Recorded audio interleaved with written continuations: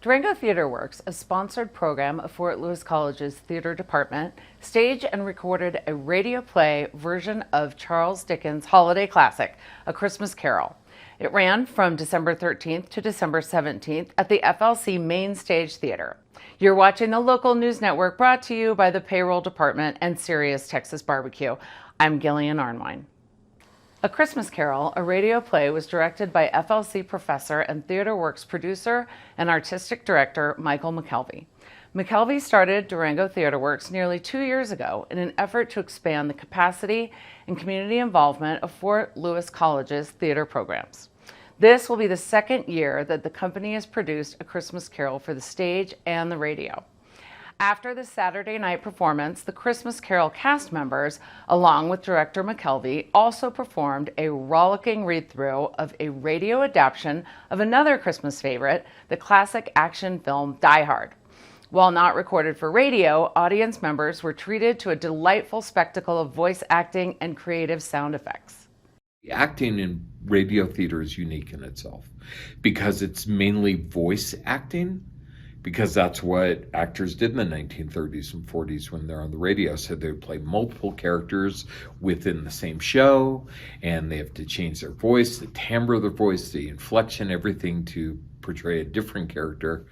Another interesting part of the making of a radio play is the Foley work, or the creation of all the sounds the audience hears along with the voices of the actors.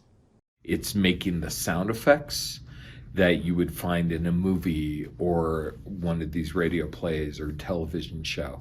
And again, that's a vital part of movie making, and it has been since the inception of sound film. For Christmas Carol, we have a wind sound effect, which is created by a special wind machine that was made that entails a crank and a turnstile and butcher paper. We have a chime that signifies the clock. We have scratching of plates, we have footsteps. We actually have a footstep board that helps to amplify the footsteps. So we do it live on stage. The 4 Foley artists, who also serve as Christmas carolers, are joined by 6 other local actors who voice a combined 24 characters. Ebenezer Scrooge is played by Matt Bodo. Christmas Carol is definitely more of, it's an event. It's not theater, it's not really, I mean, it's kind of staged as a radio play, but when you look out into the audience, it's, you know, kids and families, they're dressed up, it's more of an event. So it's different from doing anything that's like, you know, a regular traditional play. And that's the excitement of it. And then it's just about going out there and enjoying Scrooge and taking the journey with him. One of the cool things with Christmas Carol is we had all these great sponsors that came along. Part of our sponsorship for this particular play, since it is a live performed play and we can add different content, we wrote radio commercials in the style, or what we think would be the style, of a 1940s commercial.